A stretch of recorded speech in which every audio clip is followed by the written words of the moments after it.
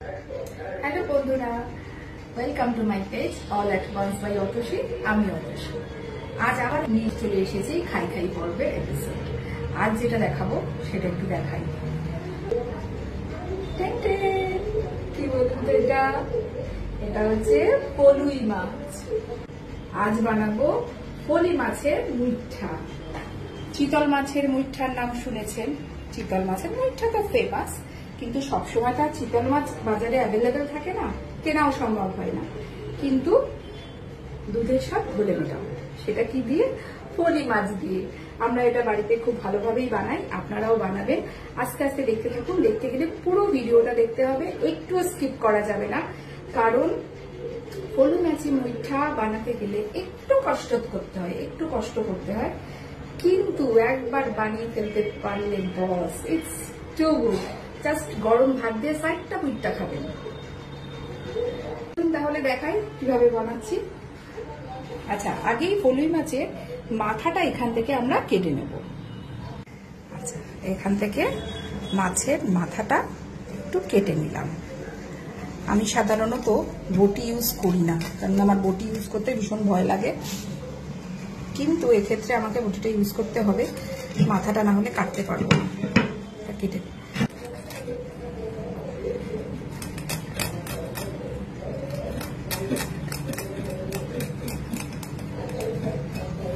ব্যাস,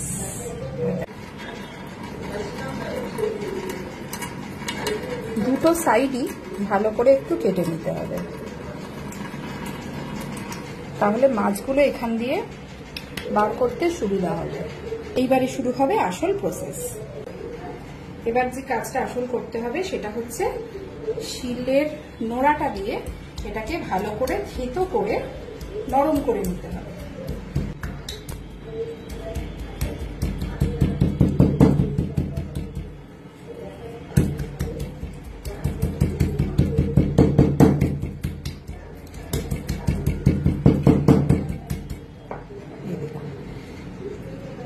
মাংসগুলো কিভাবে বেরিয়ে আসছে, এবং শুধু বেরিয়ে আসছে না, কাঁটাগুলো ছাড়া বেরিয়ে আসছে। এতে এত কাঁটা থাকে না বলে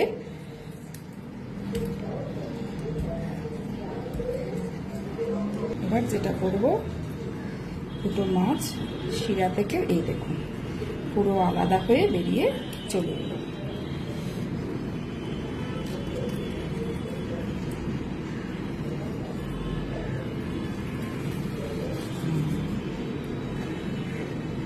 দুটো আলাদা করে নিলাম। এবার এখান থেকে মাছগুলোকে চেঁচে চেঁচে বার করে নেব। যেটুকু মাছ ছালেতে লেগে থাকবে, এই দেখুন মাছগুলো বেরিয়ে আসছে একদম সুন্দরভাবে। থেতো করলে আর এই ছোট ছোট কাঁটাগুলো আলাদা করে মুখে পড়বে না। এই দেখুন ছোট্ট ছোট্ট কাঁটা আছে, এই কাঁটাগুলোকে একটু ধীরে সুস্থে বার করে নিতে হবে। আমার ছাল থেকে পুরো ছাড়ানো হয়ে গেল মাছটা। আরেকটা দিক আছে, আগে কাঁটাগুলোকে সরিয়ে নিই।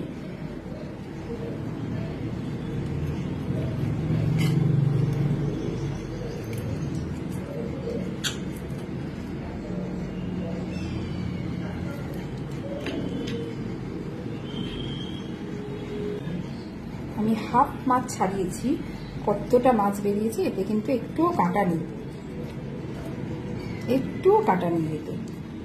এবারে সেম প্রসেসে আরেকটা মাছও আমি করে নেব। ঠিক আছে, এইভাবে করতে থাকি, তারপরে আবার দেখাই কি হয়।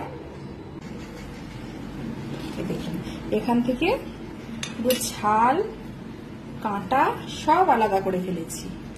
এবার এইগুলো থেকে যতটা যেভাবে পারবেন নিংড়ে নিংড়ে মাংসগুলোকে পুরো বার করতে হবে। দেখেছেন কত লেগে আছে এর সাথে। এইভাবে চামচ দিয়ে চেঁচে চেঁচে এগুলোকে বার করে নিতে হবে। এখানে পুরো মাংসগুলোকে আমি নিয়ে নিয়েছি। এবার একটু হাত দিয়ে দিয়ে মেখে মেখে দেখে নেবেন যে ভেতরে ছোটখাটো কাঁটা আছে কিনা, কারণ পলি মাছের তো ভীষণ ছোট ছোট কাঁটা হয়, সেটা একটুখানি হাতে এলে সেগুলো একটু বার করে নেব। এই দেখুন কতগুলো কাঁটা আমি বার করেছি। আচ্ছা, এখানে নিয়ে নিয়েছি 2 চামচ ময়দা, এখানে নিয়ে নিলাম পরিমাণ মতো নুন। বেশি নুন দেবো না, কারণ যখন ঝোলটা হবে তখন ঝোলেতেও তো নুন পড়বে, সেই ঝোলের নুনটা বড়াটা অ্যাবজর্ব করে নেবে, তাই এতে একটু কম নুন দিলাম। দিয়ে দিচ্ছি হলুদ গুঁড়ো। এইবার একটু ভালো করে এটাকে মেখে নিতে হবে। এবার মুঠাটার মাখাটা হয়ে গেছে। এরপরে যেটা করব, মুঠাটা পাকানোর জন্য আগে হাতে নিয়ে নিলাম একটু তেল। এই তেলটা না নিলে মুঠাটা কিন্তু ভালো করে পাক দেওয়া যাবে না। এই দেখুন, এবার এটা এইভাবে পাকিয়ে নিলাম একটা একটা করে। এইভাবে বেশ কয়েকটা মুঠা পাকিয়ে নেবে। হাতে তেল না নিলে কিন্তু এই মুঠাগুলো ভালোভাবে পাকানো যাবে না। দেখেছেন আমার দুটো মাছে কতগুলো মুঠা হলো। এনাফ। আমি একটু আগেই কড়াইতে জল দিয়ে রেখেছিলাম, সেটা মোটামুটি ফুটে এসেছে। এবার আমি কি করব, এই মুঠাগুলো এক এক করে গরম জলে ছেড়ে দেব, যাতে ভালো করে মুঠাটা সেদ্ধ হয়ে যায়। মুঠাগুলো হয়েছে কিনা কিভাবে দেখবো, কেকের মতো ছুরি ঢুকিয়ে দেখে নেব ছুরি থেকে এটা বেরিয়ে আসছে কিনা। দেখুন একটুও লাগেনি। কেকের ব্যাটার যেমন লেগে থাকলে বোঝা যায় যে কেকটা তৈরি হয়নি, সেইভাবে মুঠাটাও বোঝা গেল যে তার মানে আমার মুঠা, এটাকে বার করলে দেখুন স্মুথলি বেরিয়ে যাচ্ছে, মানে আমার মুঠাটা রেডি। এবার আমি মুঠাটা একটা একটা করে জল থেকে তুলে নেব। জল থেকে তুলে নিলাম। এবার এটাকে ঠান্ডা করতে হবে, ঠান্ডা করে তারপরে আমরা কি করব দেখাচ্ছি। জেমা, তোমার ওই ট্রেন্ডি গানটা গাও। কোনটা রে? আরে আগের দিন যে ভিডিওতে গাইলে না।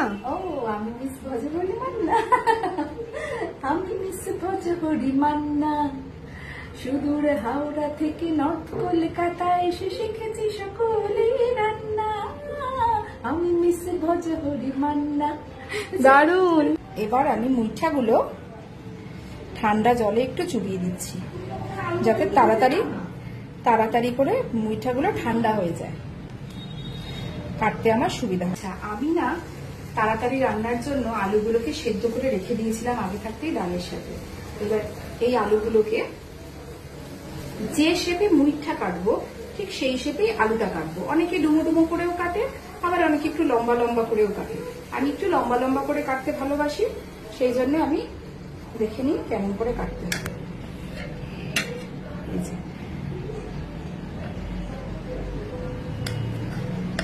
আমি এই শেপে আলুগুলোকে কেটে নিলাম। আমাদের আলুগুলো কাটা হয়ে গেল। এবার আমরা আলুগুলো তেলে ভেজে নেব ভালো করে। কড়াই বসিয়ে তেল দিয়ে দিয়েছি, তেল গরম হয়ে গেছে। তেলে একটু নুন ছড়িয়ে আলুগুলো আগে ভেজে নেব ভালো করে।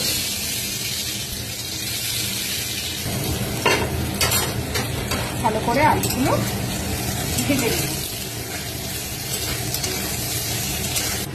আচ্ছা, এবার মুঠাগুলো মোটামুটি আমার ঠান্ডা হয়ে গেছে, দেখুন হাত দিয়ে তুলতে পারছি। আলু ততক্ষণ ভাজা হোক, মুঠাগুলো আমরা কেটে নিই। মুঠাটা কিভাবে কাটবো, আমি লম্বা লম্বা করে কাটবো। মুঠাটা সেদ্ধ যে হয়েছে বোঝা যাচ্ছে, একদম স্মুথ কাটা হয়ে যাচ্ছে।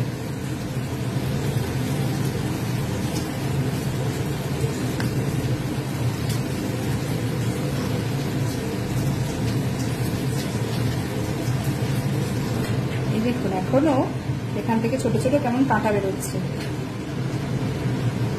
আমরা তো বাঙালি মানুষ, মুখ থেকে একটু কাঁটা বার করে আমরা খেয়ে নিই, অসুবিধা নেই, তাই না? হ্যাঁ, মুঠাগুলো কেটে রেডি করে ফেললাম। এবার একটু এগুলোকে তেলে ভাজতে হবে। আলুগুলো মোটামুটি আমাদের ভাজা হয়ে গেছে ভালো করে। আলুগুলো একটা বাটিতে নিয়ে রাখছি।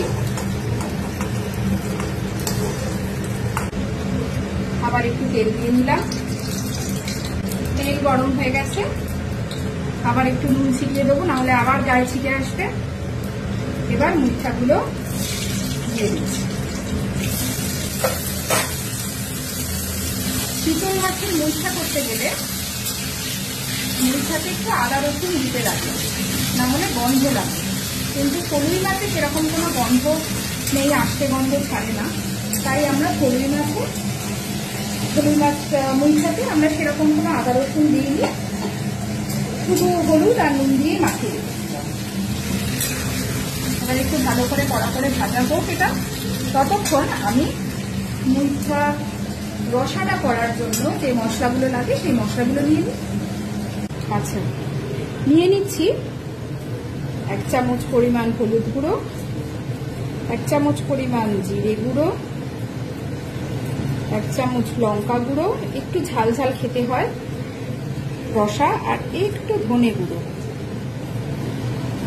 আর দিয়ে নিলাম নুন। এবার দিয়ে দিচ্ছি এতে একটু জল। কিসের জন্য জল দিলাম? মশলাগুলো এটা জীবন্ত হয়ে যাবে। মনে আছে তাহলে বলতো?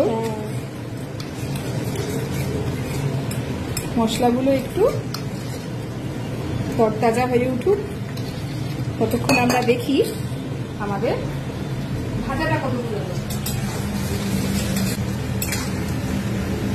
আমাদের মুইঠা মোটামুটি লাল লাল করে ভাজা হয়ে গেছে। এবার মুইঠাগুলোকে তুলে নিচ্ছি।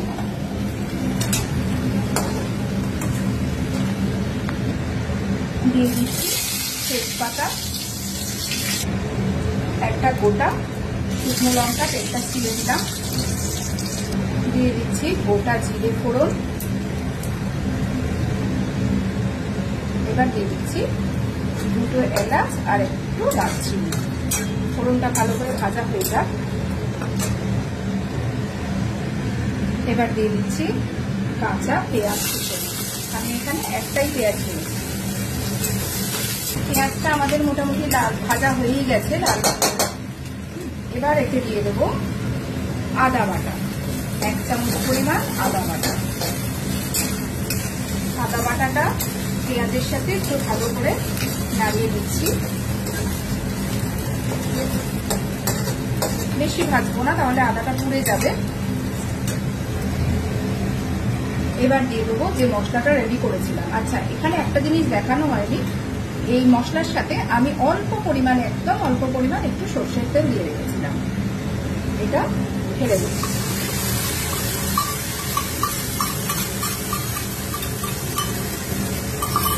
রসাতে একটু একটু তেল লাগে, বেশি না তাহলে, কিন্তু একটু তেল তেল হলে বেশ ভাতটা হলুদ দেখতে লাগে, তেল খাওয়ার সময় খুব ভালো লাগে।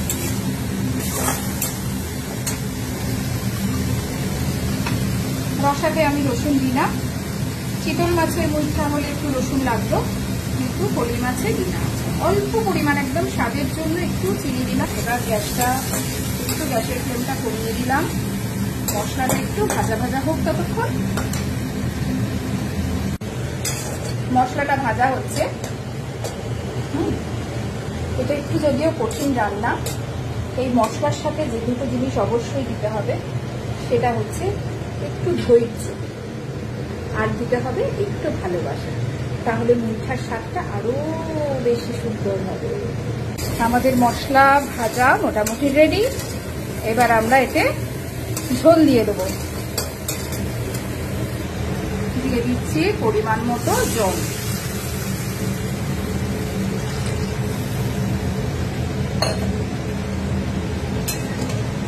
এবার এই ঝোলটা ফুটলে তখন আমি আলু আর মুইঠাটা ছেড়ে দেব। দেখুন ঝোলটা ফুটে গেছে, দেখতে পাচ্ছেন। এবার এতে আমি আলু আর মুইঠাগুলো একটা একটা করে দিয়ে দেব।